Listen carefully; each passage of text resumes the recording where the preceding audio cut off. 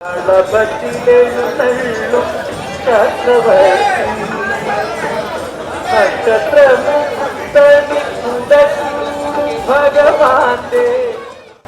SS Sannidhanam. ഈ പബ്ലിസിറ്റിയിൽ ഈ message നിറച്ചേക്കണേ.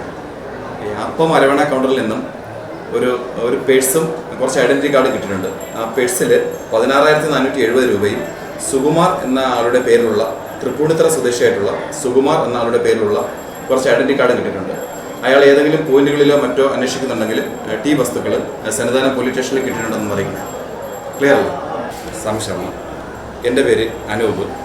ഞാൻ സന്നിധാനം പോലീസ് സ്റ്റേഷൻ ഹൗസ് ഓഫീസറായി ജോലി നോക്കിയിരുന്നു.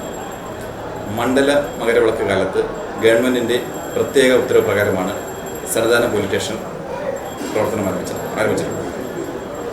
എല്ലാ വർഷവും മണ്ഡല മകരവിളക്ക് കാലത്ത് ഗവൺമെൻറ്റിൻ്റെ ഉത്തരവ് പ്രകാരം സന്നിധാനം പോലീസ് സ്റ്റേഷൻ പ്രവർത്തനം ആരംഭിക്കുകയും പത്തനംതിട്ട ജില്ലയിലെ വിവിധ സ്റ്റേഷനുകളിലെ ഒരു SA റാങ്കിലുള്ള ഉദ്യോഗസ്ഥർ ഉൾപ്പെടെ 20 ഉദ്യോഗസ്ഥരെയാണ് ഈ സ്റ്റേഷനിൽ ജോലിക്കായി നിയോഗിക്കുന്നത്. മണ്ഡല മകരവിളക്ക് കാലത്ത് ശബരിമലയിൽ വരുന്ന ലക്ഷക്കണക്കിന് തീർത്ഥാടകർക്ക് ആവശ്യമായിട്ടുള്ള എല്ലാവിധ സഹായങ്ങളും സൗകര്യങ്ങളും ചെയ്യുന്നതിന് വേണ്ടി, പിന്നെ ഏതെങ്കിലും വിധമുള്ള കുറ്റകൃത്യങ്ങൾ നടന്നാൽ അതുമായി ബന്ധപ്പെട്ട് നടപടികൾ സ്വീകരിക്കുന്നതിന് വേണ്ടിയിട്ടാണ് പ്രധാനമായിട്ടും സ്റ്റേഷൻ പ്രവർത്തനം തുടരുന്നത്. ഈ സീസൺ കഴിഞ്ഞു കഴിഞ്ഞാൽ ഇവിടെ മാസപൂജയ്ക്ക് ഒരു CA റാങ്കിലുള്ള ഉദ്യോഗസ്ഥനായിരിക്കും ഇവിടെ ചാർജ്. ആ സമയം ഇവിടെ കുറ്റകൃത്യങ്ങളും മറ്റും ഉണ്ടായാൽ അതുമായിട്ട് ബന്ധപ്പെട്ട കേസെടുക്കേണ്ടതും മറ്റും പമ്പ പോലീസ് സ്റ്റേഷനാണ്.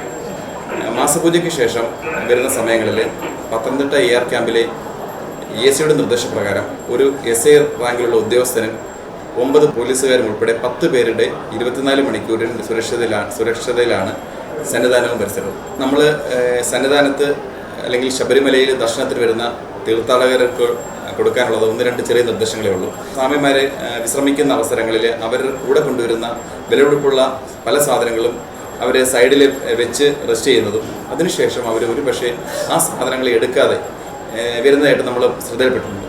ഉടൻ തന്നെ നമ്മൾ അങ്ങനെ അവരുടെ എന്തെങ്കിലും വിലപിടിപ്പുള്ള വസ്തുക്കൾ നഷ്ടപ്പെട്ടു എന്നൊരു വിവരം ലഭിച്ചാൽ നമ്മൾ ഉടൻ തന്നെ CCTV ക്യാമറ നോക്കിയിട്ട് ഈ സ്ഥലത്ത് പോയി അവർക്ക് എന്താണോ നഷ്ടപ്പെട്ടത് അത് നമ്മൾ റിക്കവർ എടുത്തു കൊടുക്കാറുണ്ട്. അവർ മല കയറുമ്പോൾ ഏതെങ്കിലും വിധേനമുള്ള ശാരീരിക അസ്വസ്ഥതകളോ മറ്റെന്തെങ്കിലും ഉണ്ടായിക്കഴിഞ്ഞാൽ അവരവിടെ റെസ്റ്റ് എടുത്തിട്ട് അവിടെ നിലവിൽ അടുത്തുള്ള എമർജൻസി കൺട്രോളിലോ അല്ലെങ്കിൽ പോലീസ് ഉദ്യോഗസ്ഥരോടോ അവരുടെ ബുദ്ധിമുട്ട് അറിയിച്ചു കഴിഞ്ഞാൽ നമ്മൾ ഉടൻ തന്നെ അവർക്ക് ആവശ്യമായിട്ടുള്ള മെഡിക്കൽ എയ്ഡ് നൽകുന്നതിനുള്ള എല്ലാവിധ സഹായങ്ങളും പോലീസും മറ്റ് വിവിധ വകുപ്പുകളുടെ ഏകീകരണത്തിൽ നമ്മൾ നൽകി വരുന്നു.